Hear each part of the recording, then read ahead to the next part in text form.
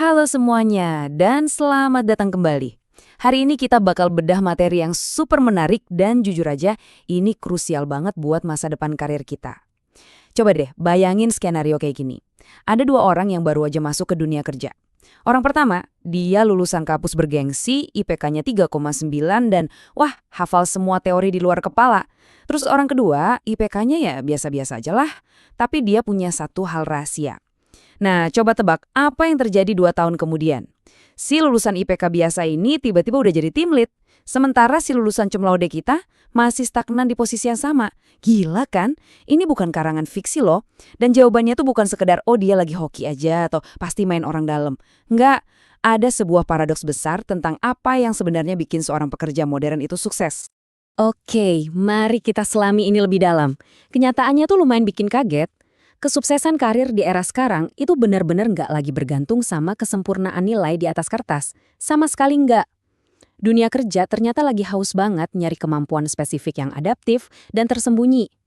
Kemampuan yang, sumpah deh, nggak pernah masuk ke dalam silabus kampus manapun. Tapi justru hal-hal inilah yang bakal dibayar paling mahal di luar sana. Pertanyaannya, kenapa sih hal ini tiba-tiba jadi super mendesak banget sekarang? Jawabannya ada di satu angka yang krusial banget, 85 juta. Jadi World Economic Forum baru aja ngerilis data yang cukup bikin merinding. Mereka memprediksi lebih dari 85 juta jenis pekerjaan bakal terdisrupsi habis-habisan sama AI dan otomasi di tahun 2026. Ingat ya, 2026 itu bukan 10 tahun lagi, itu sebentar lagi. Dan yang paling bikin kaget, yang paling terdampak itu bukan cuma pekerjaan fisik atau buruh kasar, tapi justru pekerjaan para pekerja berbasis pengetahuan atau knowledge worker. Ya, benar banget. Para pekerja kantorannya selama ini kita pikir posisinya paling aman. Tapi, tunggu dulu, ceritanya nggak berhenti di situ. Di saat puluhan juta pekerjaan hilang, tebak apa yang terjadi? Bakal ada 97 juta peran baru yang bermunculan. Wow. Nah, pertanyaan terbesarnya sekarang, siapa sih yang bakal ngisi peran-peran baru ini? Spoiler aja nih, mereka bukan orang-orang dengan gelar paling panjang di belakang namanya. Peran ini bakal jatuh ke tangan mereka yang dipersenjatai dengan kemampuan adaptif yang tepat. Jadi, di sesi bedah materi kali ini, kita bakal bongkar 6 hal penting biar kalian punya senjata buat menghadapi disrupsi AI ini. Mulai dari mitos IPK, kecerdasan kontekstual, pembelajaran meta, toleransi ambiguitas, komunikasi lintas konteks sampai ke fondasi utamanya, yaitu kesadaran diri. Kita masuk ke bagian pertama, mitos IPK dan disrupsi AI, sebuah titik buta dalam pendidikan kita. Gini, sistem pendidikan tradisional kita itu sebenarnya nyimpen satu titik buta yang lumayan bahaya. Bayangin aja, kita dilatih bertahun-tahun cuma buat ngejar rubrik penilaian yang jelas, ngapalin setumpuk teori, dan selalu nyari satu jawaban yang paling benar. Masalahnya, dunia nyata, apalagi disrupsi AI, itu nggak peduli sama rubrik-rubrik kayak gitu. Ketahanan karier jangka panjang itu butuh yang namanya adaptabilitas, bukan cuma seberapa kuat memori hafalan kita. Sistem pendidikan kita emang udah banyak berkembang sih, tapi jujur aja, masih sering gagal nyiapin kita buat satu hal ini. Gimana caranya bertahan di lingkungan yang kunci jawabannya itu emang belum ada.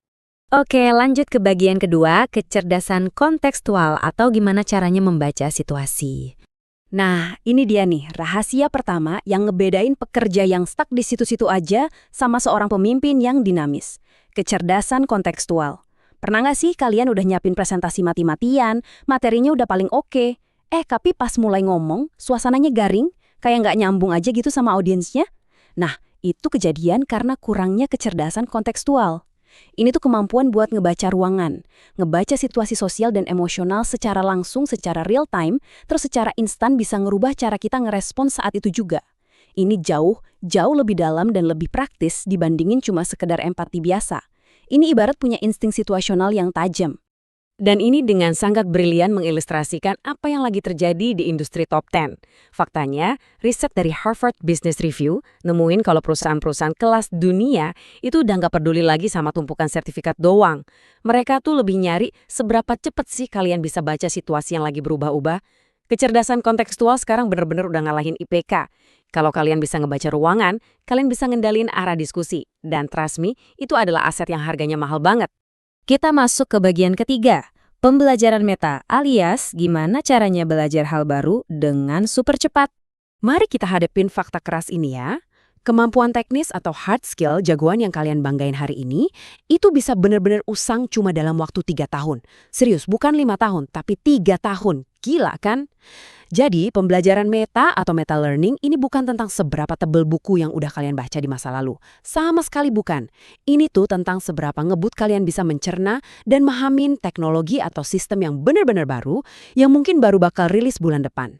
Data dari MIT Learning Lab ini ngebuktiin banget kalau para pembelajar meta yang tangguh itu mustahil digantiin sama AI. Psikolog Anders Ericsson nyebut konsep ini sebagai deliberate practice atau latihan yang disengaja. Orang-orang yang punya kemampuan pembelajaran meta tinggi itu nggak gampang panik kalau tiba-tiba ada tren baru muncul. Dan mereka juga nggak nunggu disuruh-suruh ikut kursus formal dari kantor. Enggak, mereka secara mandiri langsung nyerap, nyaring, dan ngaplikasiin hal-hal baru itu secara instan. Sekarang bagian keempat, toleransi ambiguitas di dunia nyata. Tetap jernih di tengah ketidakpastian. Masalahnya gini, jago belajar cepet aja ternyata nggak cukup kalau mental kalian langsung anjlok pas ngedepin ketidakpastian. Kontrasnya tuh kelihatan banget. Kalau di ruang kelas, hidup tuh kerasa aman, tentram, karena semuanya ada standar, ada kunci jawabannya. Tapi di ruang rapat atau di lapangan kerja aslinya, wah, semuanya kacau balau. Kalian dikejar waktu, datanya nggak lengkap, tapi konsekuensi dari tiap keputusan yang diambil itu nyata banget. Jadi, kalau kalian sering rasa cemas di tempat kerja yang serba nggak pasti, nah, inilah akar masalahnya. Nah, disinilah toleransi ambiguitas masuk menyelamatkan karir kalian. Ini adalah kemampuan luar biasa buat bisa bilang, jujur, saya nggak tahu seluruh jawabannya sekarang, tapi ini nih langkah terbaik berikutnya yang bisa kita ambil. Bisa ngakuin kalau kita lagi beroperasi pakai informasi yang nggak sempurna itu sama sekali bukan kelemahan ya. Justru sebaliknya, itu adalah tanda kedewasaan berpikir yang langka banget sekarang. Intinya, jangan sampai cuma diam dan membeku gitu aja. Buatlah keputusan kecil dan terus melangkah maju. Jadi, poin krusialnya adalah ini. Firma riset sekelas McKinsey aja ngeriset dan naruh toleransi ambiguitas di posisi jauh lebih tinggi dibandingin visi yang kaku atau karisma tradisional seorang pemimpin.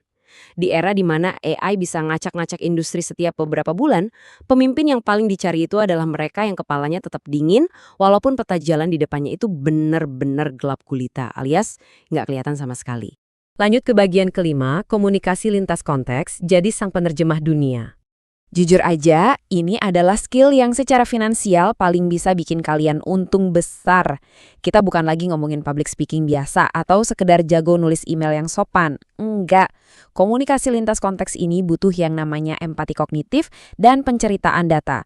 Gampangnya gini deh, bisa nggak sih kalian ngejelasin masalah teknis coding ke dewan direksi yang gaptek, terus di hari yang sama ngejelasin visi bisnis perusahaan ke para teknisi yang sibuk ngoding? Kalau bisa, wah kalian luar biasa.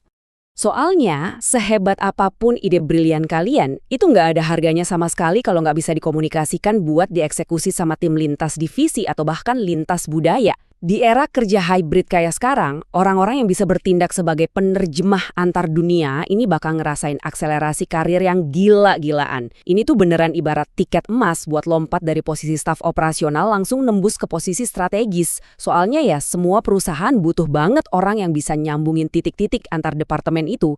Terakhir, bagian keenam. Fondasi inti kita, yaitu kesadaran diri. Oke, kita udah bahas 4 senjata ampuh sejauh ini. Tapi, dari mana dong kita mulainya? Mesin utamanya ternyata ada di sini. Kesadaran diri. Tolong jangan anggap ini cuma keahlian klise yang numpang lewat di CV kalian ya. Di tahun 2026 nanti, buat survive di dunia kerja itu bukan tentang apa yang udah sukses kalian pelajarin di masa lalu. Tapi tentang gimana reaksi kalian pas tiba-tiba dihadapkan sama masalah yang benar-benar asing. Kalau kalian sendiri nggak sadar sama kelemahan dan cara belajar kalian sendiri, ya kalian nggak bakal bisa beradaptasi secepat yang dibutuhin. Sekarang saya mau ngomong langsung nih ke kalian. Kalau selama bedah materi ini kalian ngerasa agak tertinggal, mungkin karena kalian nggak punya background teknologi, belum ngerti AI, atau bukan lulusan kampus top, please berhentilah merasa cemas. Mengakui adanya celah di diri kalian itu justru adalah langkah pertama yang paling vital. Kekurangan itu bukan garis akhir karir kalian kok, itu justru garis startnya. Keputusan simpel di mana kalian bilang ke diri sendiri, oke, aku mau berubah. Itu aja udah merupakan sebuah kemampuan adaptif yang jujur nggak dimiliki sama banyak orang di luar sana. Sebagai penutup dari sesi bedah materi kita kali ini, saya mau nantang kalian buat ngeliat ke dalam diri sendiri. Dari 4 kemampuan yang udah kita kupas tuntas hari ini, mulai dari kecerdasan kontekstual, pembelajaran meta, toleransi ambiguitas, sampai komunikasi lintas konteks, mana sih yang paling mendesak buat kalian latih sekarang juga? Nggak ada jawaban yang salah kok. Coba ketik jawaban kalian di kolom komentar di bawah ya. Oh ya, komentar kalian ini bakal bantu banget buat nentuin topik apa yang bakal kita bedah selanjutnya. Pastiin juga kalian udah subscribe, biar kita bisa terus bangun kebiasaan dan skill kebal masa depan ini bareng-bareng. Makasih banget udah seru-seruan belajar bareng saya hari ini, dan sampai ketemu lagi di sesi bedah materi berikutnya.